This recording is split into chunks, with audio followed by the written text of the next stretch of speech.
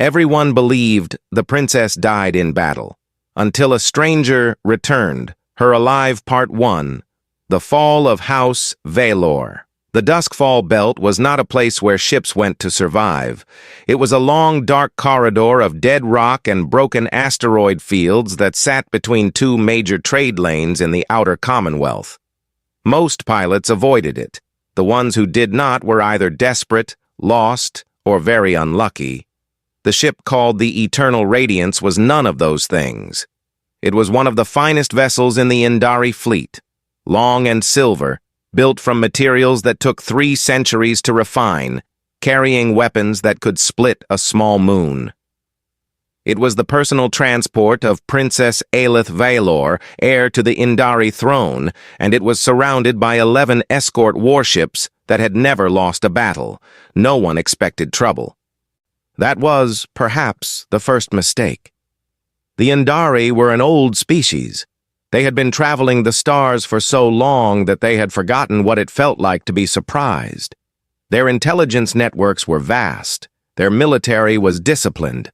Their royal family had survived every crisis for 4,000 years without a single assassination, a single failed escort, a single moment of real danger. They had grown comfortable in a way that only very old, very powerful civilizations tend to grow comfortable, which is to say, dangerously so. Princess Aelith was 23 years old by human reckoning, though in Indari terms she was still considered young. She had silver-blue skin, dark eyes that were almost black, and the kind of quiet calm that came from being raised in a court where every word was measured. Oh, she was not warm in the way humans were warm. She was composed, precise, and deeply intelligent. She was also, in the privacy of her own thoughts, quite lonely. She was traveling through the Duskfall Belt because it was a shorter route. Her advisors had approved it. Her escort commander, a veteran named Seer Orath, had run the corridor 3 times before without incident. The plan was simple: cross the belt in 6 hours, reach the diplomatic station on the other side, sign a trade agreement with the Solvati delegation, and return home. Simple, clean, efficient. The Vorath Syndicate had other plans. They came out of the rock fields in silence. 43 ships, running cold, engines barely ticking, hidden behind a cluster of large asteroids that nobody had thought to scan twice. They had been waiting for 11 days. Their intelligence was good. Someone in the Indari court had told them exactly when the princess would pass through, and on which heading and at what speed. That question, who had talked, would be investigated for years afterward. But by the time anyone had the chance to ask it, it was already too late. The first strike hit the lead escort ship so fast that its crew had no time to raise a full shield. The explosion lit the belt like a small star. The Eternal Radiance lurched sideways as its automatic systems fired up. Seer Orath's voice came through the comm, sharp and controlled, calling battle stations. Aelith was pulled from her reading chair by her personal guard and moved toward the emergency corridor at the back of the ship. For 40 minutes, the Indari escorts fought hard. They were well-trained, well-armed, and they knew their job. 3 Vorath ships were destroyed in the first exchange. 2 more went dark and drifted. But 43 ships against 11, in a tight corridor where maneuver room was limited, was not a fair fight by any calculation. One by one, the escort vessels were overwhelmed. The Eternal Radiance took hits that cracked its rear section and knocked out its long-range communications. Aelith reached the emergency pod bay. There were 6 pods. Her guard, a soldier named Ain, pushed her into the nearest one and began sealing the door. She tried to speak. He told her very quietly that she needed to be quiet and hold on.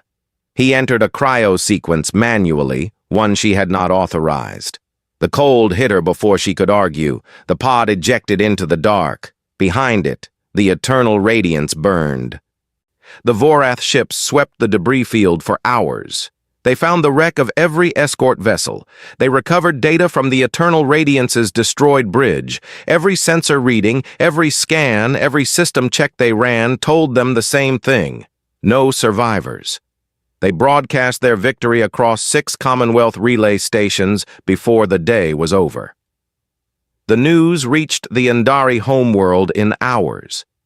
The Emperor, Aelith's father, a man who had ruled for 8 centuries and buried 2 sons before her, received the report in his private chamber and said nothing for a very long time. The court went quiet in the way that courts do when something truly terrible has happened, all the usual noise and movement suddenly gone, replaced by a stillness that felt almost physical. The Commonwealth mourned formally, as it always did, carefully, procedurally, with the correct number of ceremonies on the correct number of days. Other species sent condolences. The Vorath Syndicate released a long, proud statement about the death of the Indari heir and what it meant for the Empire's future. Several smaller nations that had been sitting on the fence about siding with the Syndicate began to lean in its direction. The balance of power in that region of space shifted, slightly but meaningfully, the way it always does when powerful people believe a thing is finished. In the debris field of the Duskfall Belt, 14 hours after the battle, a small cargo freighter called the Pale Meridian moved slowly through the wreckage. It was not a beautiful ship. Its hull was patched in 4 places, its rear engine ran a little hot, and the paint on its side panels had been faded by solar exposure for so long that you could barely read the name anymore. It was the kind of ship that nobody looked at twice. Its captain was a human named Cole Darren. He was 38 years old, average height, with the kind of face that looked like it had been through a few things and had not made a drama out of any of them. He had served in the human navy for 9 years before leaving to run freight on the outer lanes. He was not a hero. He was not hunting for glory. He had taken a route through the edge of the Duskfall Belt because his nav system showed the corridor as clear and because he had a delivery to make on time. When his sensors picked up something in the wreckage field, he almost ignored it. Almost. The reading was faint, a biological signature, very weak. I'm buried under the twisted remains of what had once been a large vessel. His co-pilot, Lucy Farrow, leaned over her console and told him it was probably just residual heat from a reactor core. Cole stared at the screen for a moment. The signature pulsed, slowly, rhythmically. He brought the Pale Meridian in close and woke his engineer, Abe Quincy, from the short-cycle sleep he had been running in the back cabin. He told them both what he was seeing. Lucy said it was probably nothing. Abe scratched the back of his head and said that if it was nothing, they would lose 30 minutes. If it was something, then they would not be able to live with themselves if they flew past it. Cole said nothing. He was already maneuvering toward the pod. It took 20 minutes to pull it clear of the debris. When they cracked the seal in the Pale Meridian's small cargo bay, cold air poured out and a faint blue light hummed along the pod's inner panels. Inside, suspended in cryogel, still and pale and barely alive, was a young woman they had never seen before. None of them knew who she was. None of them knew what they had just pulled out of the dark. But she was alive, and for Cole Darren, that was enough. Hashtag, everyone believed the princess, died in battle, until a stranger returned her alive. Part 2, The Stranger Among Stars. The medical bay on the Pale Meridian was not much to look at. It had one narrow bed, a basic diagnostic unit that Abe had patched together from 3 different models, a cabinet of standard supplies, and a small overhead light that buzzed faintly when the ship's power ran low. It was the kind of medical bay that said, clearly, that this ship had never expected to be anyone's hospital. Aelith lay in that bed for 2 days without waking. Cole sat with her for the first several hours, checking the diagnostic readouts and making sure the cryogel had been properly cleared from her system. He had done a basic field scan when they first brought her in. No major internal damage, a fractured rib on the left side, some bruising along her shoulder and neck that suggested she had been thrown against the pod wall during ejection. Her body temperature was low, but rising slowly. He covered her with the heaviest blanket they had and left the heater running on the bay's small thermostat. Lucy stood in the doorway at one point and looked at the woman in the bed for a long time. Then she went to her console and started pulling up everything she could find on alien biology in the ship's database. It was not a lot. The Pale Meridian was a cargo ship, not a research vessel, and its database was built for practical things like navigation, trade law, and engine specifications. But Lucy was resourceful, and she spent most of those 2 days reading anything she could access through the Commonwealth's public relay. By the end of the second day, she had a theory. She brought it to Cole in the small galley where he was eating a late meal. She told him that the writing on the pod's interior panel was Indari. She told him that the crest engraved near the cryo-control unit was not just Indari. It was a royal crest. She put her tablet on the table in front of him and pointed at the symbol. And then she pulled up a Commonwealth news relay that had been running a story on repeat for 2 days. Cole read the headline. He set down his fork. He read it again. He was quiet for a moment. Then he asked Lucy if she was certain. She said she was as certain as she could be without a direct confirmation. The crest matched. The pod design matched the type used exclusively on Indari royal vessels. The biological profile, what little they had been able to scan, matched the species and approximate age of the missing heir. Cole leaned back in his chair and looked at the ceiling for a while. He did not contact the Commonwealth relay. He did not send a message to the Indari government. He did not file a report or flag a salvage recovery or do any of the things that official procedure would have suggested. And he had spent enough years in the outer lanes watching official procedures get good people killed. He trusted his own judgment, and his judgment said that the moment word got out that the princess was alive, every party with an interest in keeping her dead would come looking. So he said nothing. He filed the Pale Meridian's route as a standard transit and kept moving. Aelith woke on the third morning. She came awake the way people do when they have been through something very bad, slowly, and with the specific confusion of a person whose last memory is violent and whose current surroundings make no sense. She sat up, which hurt, and looked around the room, which told her nothing she recognized.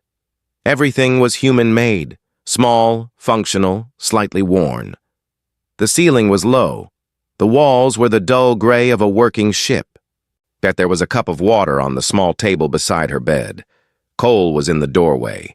He raised one hand in a calm, easy gesture and told her, in plain Commonwealth standard, that she was safe, that she was on a cargo freighter, that she had been in an emergency pod for an unknown period of time and that nobody was going to hurt her. She stared at him.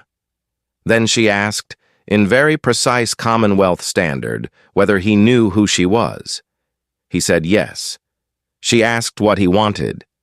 He said nothing. She did not believe him, but she was in no condition to press the point, so she said nothing more. The days that followed were quiet and strange. Aelith was careful. She watched everything. She was raised in a court where every small action meant something, and she applied that same sharp attention to the 3 humans around her. She tracked what they ate, how they moved, how they spoke to each other. She was looking for the calculation, the angle, the plan, the reason they were keeping her comfortable instead of handing her over to the highest bidder. She could not find it. That unsettled her more than anything else. Lucy knocked on her door every morning and brought food. Not Indari food, which they did not have, but simple things that the ship's small food processor could make warm and easy to eat. She talked while she left the tray, short observations about nothing important, not expecting answers, not demanding conversation. Aelith found that odd. In court, every conversation was a transaction. Abe passed the medical bay door at regular intervals, humming to himself, occasionally pausing to check the corridor pipes that ran along the wall just outside. One afternoon he knocked and asked, very politely, if the heating was adequate. She told him it was. He nodded and walked away. That was the whole exchange. Cole checked on her once a day, always brief, always at the door rather than inside. He gave her updates on the ship's route without her asking. He told her when they were changing course and why. He did not explain his decisions as if he needed her approval. He explained them the way a person explains a thing to someone who deserves to know what is happening around them. On the 6th day, she walked out of the medical bay on her own. She found Lucy at the co-pilot's console, running a language exercise on her tablet, an Indari translation program that was producing errors because the grammar module was calibrated wrong. Aelith sat down in the empty seat nearby. I looked at the screen, and without asking, leaned over and corrected the calibration error in 4 keystrokes. Lucy looked at her. Aelith looked back. Then Lucy said thank you, and asked if she wanted to help with the rest of the matrix. Aelith said that she supposed she did. They worked together for 3 hours. Aelith did not talk about herself. Lucy did not ask. But when they finished, and the translation program ran a clean test pass, Lucy smiled at the screen with genuine satisfaction, and Aelith found herself sitting with the strange, small warmth of having done something useful with another person who was simply glad it worked. Outside the viewport, the Duskfall belt was far behind them. The Pale Meridian was running irregular routes, using old smuggler lanes that Cole had memorized from his Navy days. Moving through quiet sections of space where no warship would bother to look. The Vorath Syndicate was sweeping the belt and the surrounding corridors, looking for any trace of the pod that had never been recovered. They were getting closer to the Pale Meridian every day. Cole knew it. He had been watching the relay traffic, reading the movement patterns of the ships that were not announcing what they were doing, because ships that are hunting rarely do. He had not told Aelith any of that yet. But she was already watching him the way she had watched everyone else. And she was beginning to understand that the calm, plain-faced human at the helm of this patched-up ship was not as uncomplicated as he first appeared. She sat in the co-pilot chair that evening and looked out at the stars moving past. So she had been rescued from the wreckage of her entire world by 3 people who wanted nothing. She was being hidden from the most dangerous faction in the Commonwealth by a man running routes in a ship that looked like it had been repaired with a great deal of hope and very little money. She did not have a word for what she was feeling. The Indari language had many precise terms for complex emotions. None of them seemed to fit this. She watched the stars a while longer. Then she went back to her room and slept better than she had since before the battle. Everyone believed the princess died in battle until a stranger returned her alive. Part 3. The Price of Being Human. Heron's Anchor was the kind of place that existed because space was large and people needed somewhere to stop. It sat at the edge of a quiet system. A wide ring-shaped station built by the Solvathi about 300 years ago when they had decided that a neutral waypoint between the outer Commonwealth lanes would be good for business. They had been right. Heron's Anchor had no military presence, no government authority, and no allegiance to anyone. It had trade docks, a repair bay, a fuel exchange, a row of food vendors, and the strict, persistent neutrality of a people who had made a great deal of money by not taking sides. Cole brought the Pale Meridian in on a quiet approach, using a secondary docking registry that listed the ship under a freight code rather than a name. He had done this before, in other situations, for other reasons. He was good at moving through places without drawing attention. Lucy had already changed out of her usual jacket into something plainer, and Abe had taped over the faded name on his personal tool case. Small things, the kind of things that only mattered if someone was specifically looking. He had told Aelith, the night before docking, that they needed to stop for supplies and a minor fuel repair, and that she should stay in the medical bay with the door closed until he came back for her. She had looked at him for a moment with those dark, precise eyes, and asked if there was a danger. He said there might be. She asked if he had a plan. He said he always had a plan, which was not entirely true, but was true enough. The station was busy. Heron's Anchor was always busy. Cole and Abe went to the fuel exchange while Lucy handled the supply order at one of the trade terminals near the docking ring. Nothing felt wrong at first. And the station moved the way stations move, crowded and noisy and purposeful, dozens of species moving through corridors that smelled like recycled air and vendor oil. The Vorath agent spotted them at the fuel exchange. Cole did not know it at first. He was talking to the exchange operator about the rear thruster repair when he noticed a figure in a gray coat standing too still near the far wall. The figure was looking at him in the way that people look at someone when they have been waiting for exactly that person to appear. Cole did not change his expression. He finished the conversation, paid the fuel fee, and walked back toward the docking ring at a normal pace. He sent a single short message to Lucy on his personal comm. 3 words. Abort. Get back. By the time he reached the ring corridor, so he could see 2 more figures moving at the edges of his vision. Not station security. They were moving too quietly, too deliberately, and their jackets sat wrong across the shoulders in the specific way that concealed weapons make a jacket sit wrong. Cole had enough experience with danger to recognize it without staring at it. He reached the Pale Meridian's docking bay and found it already sealed. A Vorath enforcement team, 6 soldiers in tactical gear, was positioned across the entrance, and a 7th figure, taller than the others, stood slightly ahead of the group. He broadcast on a station-wide channel, in a flat, formal voice, that the vessel registered at Dock 14 was under Vorath jurisdiction authority and would be boarded and searched, and that any resistance would be treated as obstruction of a sanctioned operation. The Solvathi station manager, a small, round-faced being in formal trade colors, appeared at the edge of the corridor and made a careful statement about the station's neutral status. The Vorath officer acknowledged it with the kind of politeness that meant he did not care. Cole stood in the corridor and thought. He had 6 Vorath soldiers between him and his ship. His ship had Aelith in it.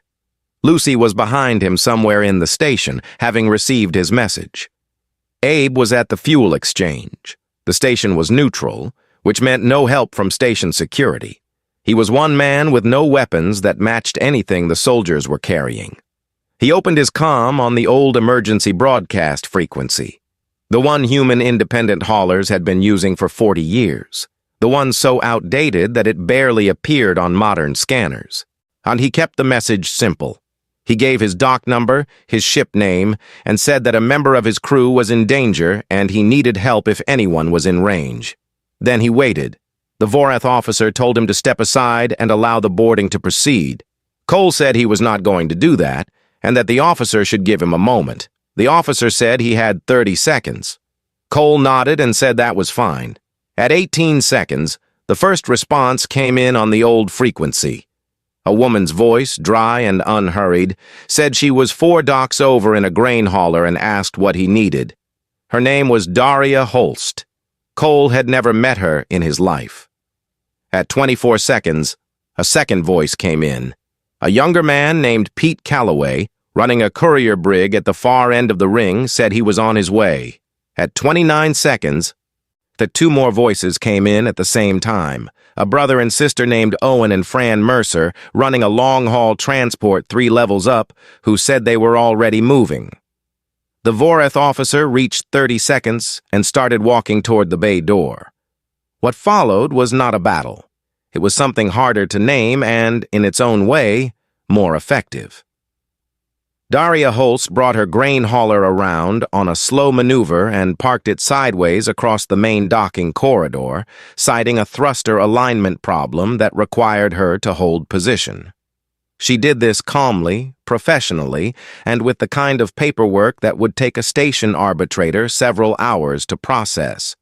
The corridor was completely blocked.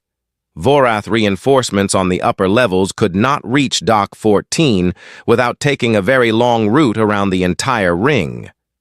Pete Calloway walked up to the station's docking authority desk and began a detailed, technical, and deeply complicated dispute about the fee structure applied to courier vessels on a secondary registry. which he argued was being applied incorrectly under Clause 17 of the Solvathi Commonwealth Trade Compact. He had clearly read this document at some point. The dispute required immediate arbitration under station rules. The docking authority staff had no choice but to engage with it. Owen and Fran Mercer walked into the area near Dock 14 as ordinary bystanders and started an argument with each other. Loud, personal, gesturing widely, about a money disagreement from what sounded like years ago. It drew every eye in the area. Station bystanders stopped to watch. The Vorath soldiers, us who were trained for combat and not for ignoring two people loudly and dramatically settling a sibling dispute in a crowded docking bay, found their attention split. Cole walked to the Pale Meridian side access panel, keyed it open, and went inside. He found Aelith already dressed and waiting, her expression controlled, but her eyes alert. He told her they were leaving, that there was a courier brig at the far end of the ring, and that she needed to keep her hood up and follow him without looking around. They walked out of the station through the noise and the crowd and the grain hauler blocking the main corridor, past the arbitration desk where Pete Calloway was still talking very earnestly about Clause 17, and out through a secondary exit onto the connector walkway. Pete's courier brig was at the end of it, hatch already open, and they were clear of the station before the Vorath team had finished dealing with the obstruction. Aelith sat in the small passenger seat of the courier brig as the station shrank behind the viewport. She was quiet for a long time. The stars outside were the same stars as always, cold, distant, unbothered. Then she asked Cole why those people had helped him. He said they heard a member of his crew was in danger. She asked what that meant to them. They did not know her. They were not paid. They had taken real risk. Cole thought about how to explain it. He said that humans were like that sometimes. When one person called out, the others showed up. She asked why. He said he was not completely sure. Maybe it was habit. And maybe it was just the kind of thing that became who you were when you had spent a long time being small in a very big galaxy, and the only thing that ever got you through it was each other. Aelith looked out at the stars. She thought about 11 escort ships that had fought and died around her without hesitation. She thought about a guard named Ain, who had sealed her pod before his own. She thought about 3 humans in a patched-up freighter, and 4 more in ships she had never seen, who had just turned a Vorath enforcement action into a comedy of blocked corridors and arbitration paperwork. She did not say anything, but something in her very precise, very composed understanding of the universe shifted slightly, like a door opening onto a room she had not known was there. Everyone believed the princess died in battle, until a stranger returned her alive. Part 4. The Long Way Home. 5 ships traveled together through the quiet outer corridors of the Commonwealth, keeping to the lanes that did not appear on most modern navigation charts.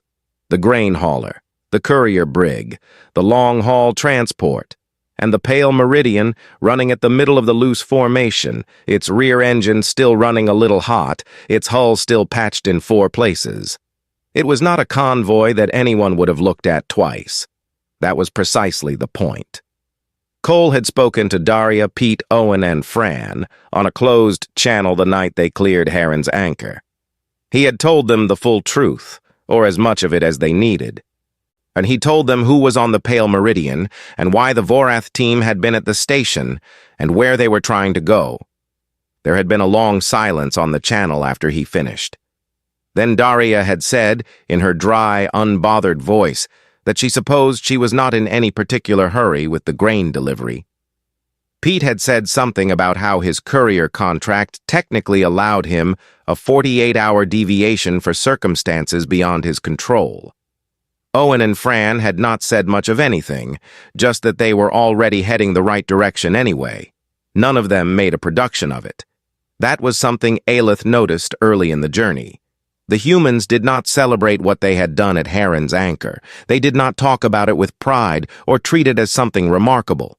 and they talked about it the way someone talks about a thing they simply did. Already in the past tense, already filed away, already over. They had moved on to the next practical problem, which was getting to the Indari border without running into Vorath patrols. The journey took 3 weeks. Aelith spent those weeks in a way she had not spent any weeks of her life before. She was not in a palace, she was not in a formal chamber or a diplomatic hall or a royal escort ship surrounded by people whose job was to manage her and protect her and make sure she was always properly presented. She was on a small, slightly worn cargo freighter with 3 people who had no particular reason to be careful around her and a loose formation of other small ships whose captains called in on the comm at odd hours to report patrol sightings or share route calculations or, in Pete's case, to tell a long and not especially coherent story about something that had happened to him at a trading post once. She sat with Abe while he worked on the engine manifold. He talked while he worked, mostly about small things. His children, who were grown, and his grandchildren, who were not. He had a colony world out near the Orion Spur that he called home, though he had not been there in 8 months.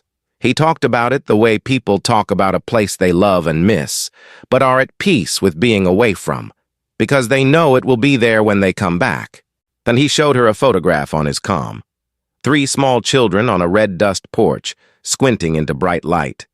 He did not explain why he was showing her. He just held it up with a quiet sort of pride. She helped Lucy with the translation matrix again, and then with a damaged cultural database that the crew had salvaged from a derelict vessel years ago and never been able to fully read. It was Indari in origin, Old Indari, an archaic dialect that even Aelith had to think carefully about.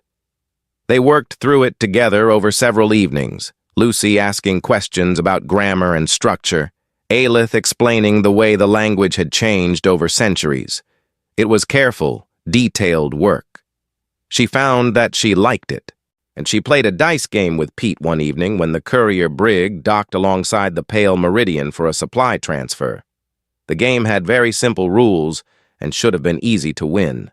She lost every round. Pete was a gracious winner, which mostly meant he laughed a lot and offered to explain the rules again, which he had already explained twice. She told him she understood the rules perfectly. He said he believed her completely and then won the next round as well. She found, somewhat to her own surprise, that she did not mind. The conversations with Cole were different. They happened in the evenings, in the galley, or sometimes on the bridge when the ship was quiet and Lucy was sleeping. They were not short exchanges about practical things. They went long, moving through subjects that surprised her. History, philosophy, what it meant to build something, what it cost to keep something going. Cole talked about Earth in the plain, factual way he talked about most things, without decoration. He told her about the early centuries of human spaceflight, when humanity had pushed into the Commonwealth before the Commonwealth had acknowledged them. He told her about the decades of being dismissed, questioned, overlooked, told that they were too young and too impulsive and too short-lived to be considered significant. She asked him if any of that anger was still there, inside the humans she had met. He thought about it honestly before he answered. He said that the older ones sometimes carried a piece of it, and that was probably fair. But most people, he said, had decided that carrying it was too heavy and not especially useful. And he said his people had a habit, a long habit, going back further than space travel, of surviving hard things and then continuing on into the next thing, and that continuing forward required your full attention, and resentment was very bad for your attention. She told him that the Indari had a saying that translated roughly as, "What is behind you has already cost everything it will cost." He said that was a good saying. She said it was 4,000 years old. He said it had held up well. It was on the 21st day that the situation changed. The Pale Meridian's long-range sensors picked up 3 Vorath warships holding position at the border threshold between Commonwealth neutral space and Indari territory. They were not moving. They were not broadcasting. They were simply there in a line across the entry corridor, a blocking passage. Cole called the other 4 captains on the closed channel and laid out what the sensors were showing. Nobody spoke for a moment. Then Daria asked what the plan was. Cole said he was working on it. She said that was less reassuring than he probably intended. He said fair enough. A Vorath signal came through on the standard frequency. The voice was formal, controlled, and gave nothing away emotionally. It addressed the convoy directly, which meant they had been tracked for longer than Cole had realized. It said that the convoy was carrying an individual who was the property of an ongoing Vorath enforcement action, and that the vessels should heave to and prepare for boarding. Failure to comply would be treated as an act of aggression. Cole sat in the captain's chair and ran the numbers quietly in his head. The 3 Vorath warships against 5 civilian vessels, none of which were built for combat. There was no version of a direct confrontation that worked out well. He knew that. The Vorath commander knew it too. That was why they were being patient. They expected him to calculate the odds and stop. He sat there for a long moment. Then he opened the ship's full broadcast array, the Commonwealth-wide emergency relay, a frequency that ran to every active relay station in range, and that was, by Commonwealth law, required to be rebroadcast by any receiving station. He did not ask for help. He did not give a speech. He transmitted data, all of it. Every sensor record from the Duskfall belt, the biological scan from the emergency pod, the Vorath boarding attempt at Heron's Anchor, recorded on the station's own public feed. By Aelith's full medical profile, cross-referenced against Commonwealth Royal Identity Archives. The patrol movements of the 3 warships now blocking the border, logged with timestamps. Everything moving outward at light speed in every direction, seeding into every relay it touched, impossible to recall, impossible to contain. He opened a channel to the Vorath commander and told him, in a very plain voice, that the ships could be destroyed if that was what the commander wanted. But what he had just sent was already moving, and it would reach the Indari homeworld in 4 hours, and the Commonwealth relay network in 6, and there was nothing anyone could do to unsend it. He said that the question the commander needed to answer for himself was not whether to fire, but what firing would add to a situation that was already resolved. The countdown that the Vorath commander had been running went silent. Nothing moved for a very long time. Then the 3 warships changed heading and left.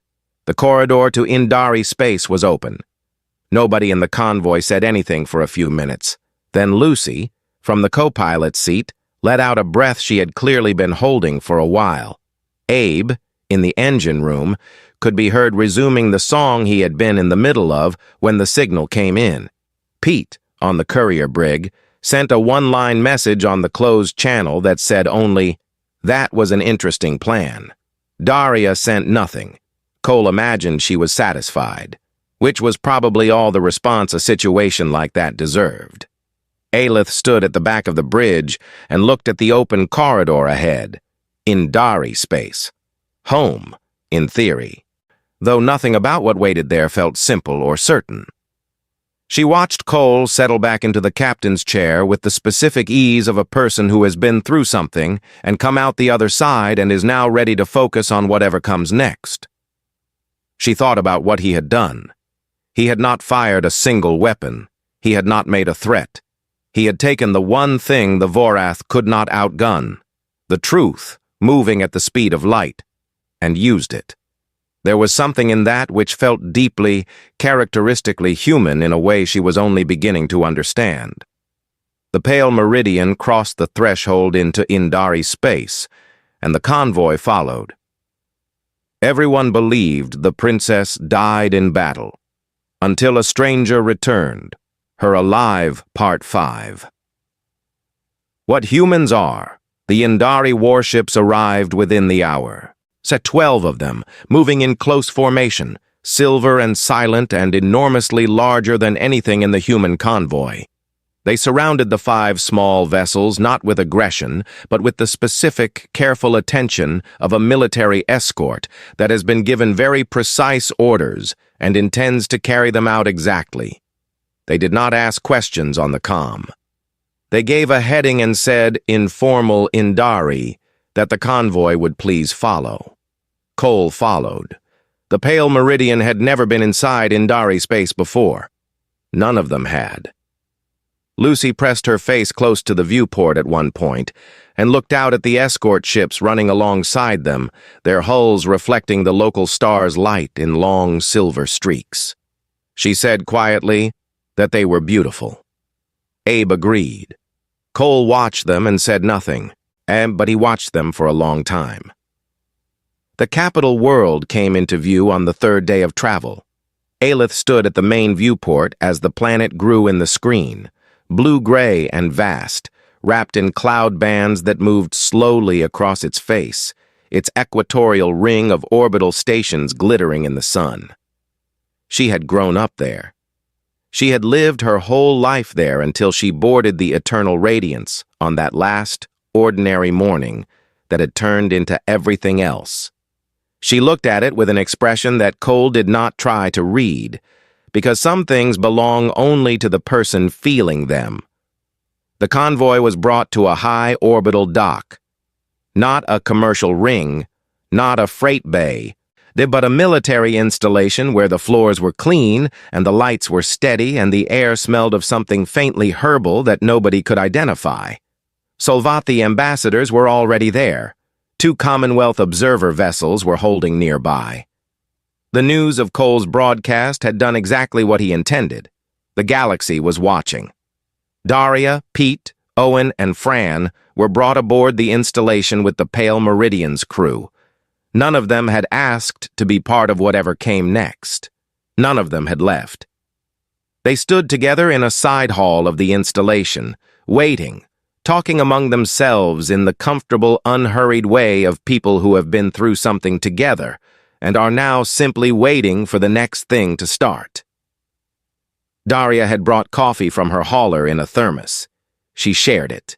And the ceremony was formal in the way that Indari things were always formal, structured, deliberate, and carried out with the weight of a people who had been doing ceremonies for 4,000 years and had refined them to a very high standard.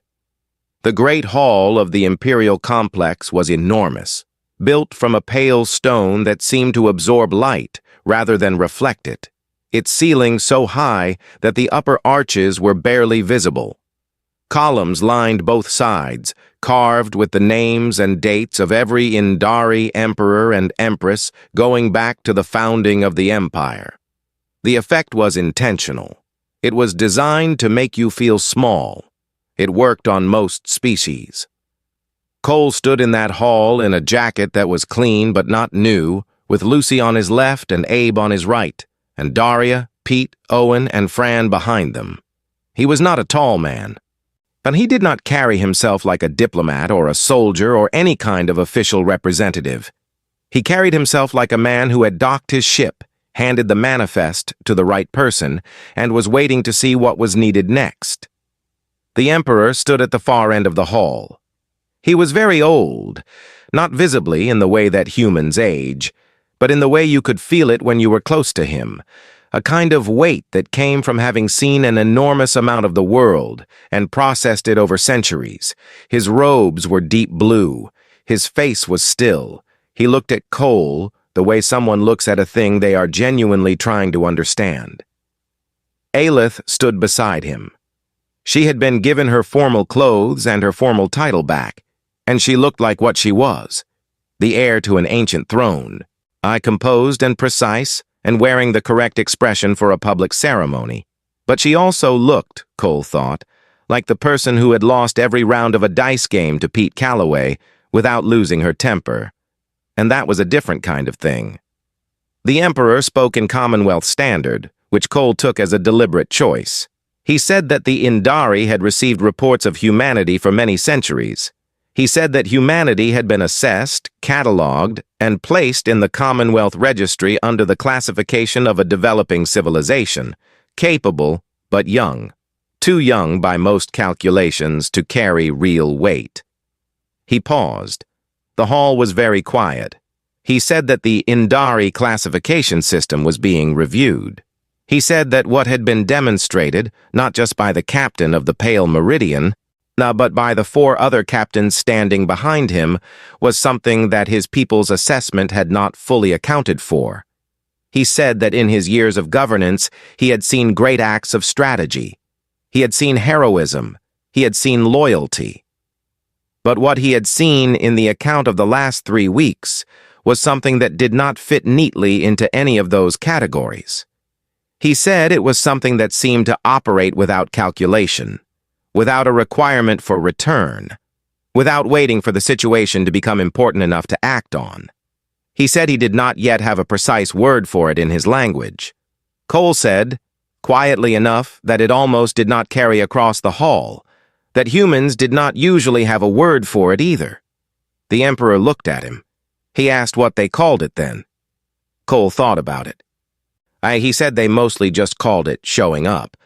The hall was quiet again. Then Aelith stepped forward, and the formal structure of the ceremony paused for her, the way structures pause when the person who is supposed to follow them decides to do something else. She spoke to the court. She did not speak as a rescued heir performing gratitude. She spoke as a witness. She told them what she had seen, not the large moments, not the standoff at the Vorath border or the blocked corridor at Heron's Anchor, but the small ones.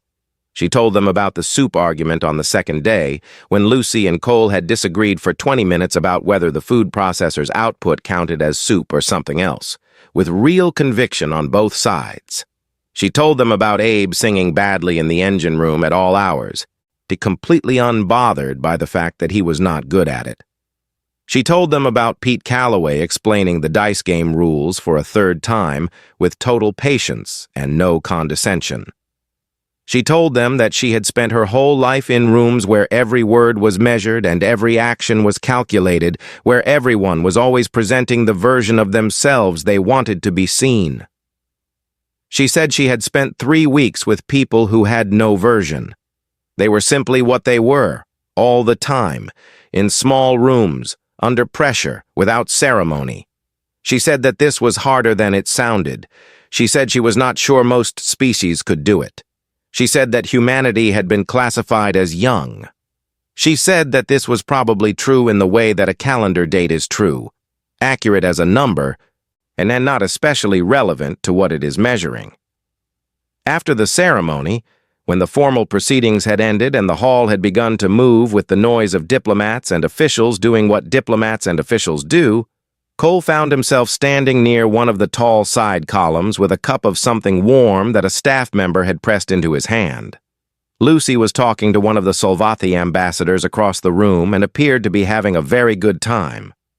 Abe was sitting on a low bench near the wall, hands folded on his knees, looking up at the carved names on the columns, with a quiet, interested expression. Aelith came and stood beside Cole. They were quiet for a moment. She said she had a question she had been holding since the beginning. She asked him if it had occurred to him, at any point, to simply hand her over. To a government, a relay station, a Commonwealth authority, and walk away. She asked if he had run that calculation. He said that he had not. She asked why. He said that the moment he pulled her out of that wreckage, she was part of his crew. He said that you do not hand your crew over to anyone. She asked where that rule came from. He said he was not completely sure, probably from a long time of figuring out what kept people alive and what did not. She looked at him for a moment. Then she said that her court would be contacting the human government to formalize recognition and extend diplomatic honors to the crews of all 5 vessels. She said it was the smallest possible version of what was owed.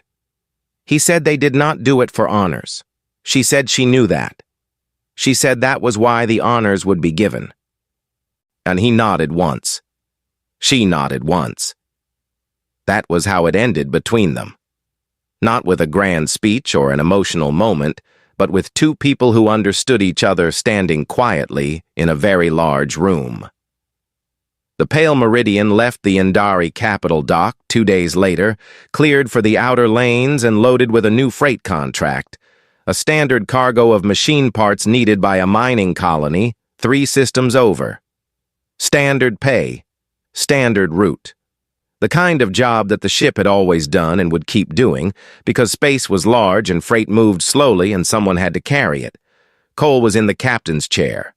Lucy was recalibrating the nav and making a comment about the fuel efficiency that nobody was responding to.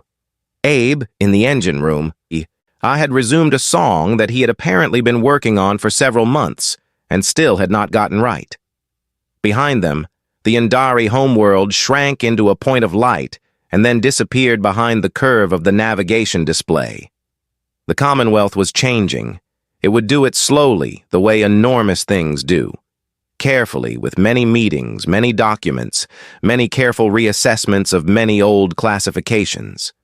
It would take years, probably. It would be complicated. It would face resistance from the people who liked things the way they were.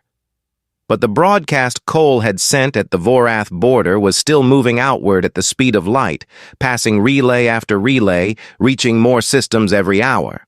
The story was already out. The galaxy had already seen what it had seen. And things that are seen cannot be unseen, regardless of how convenient the old version had been.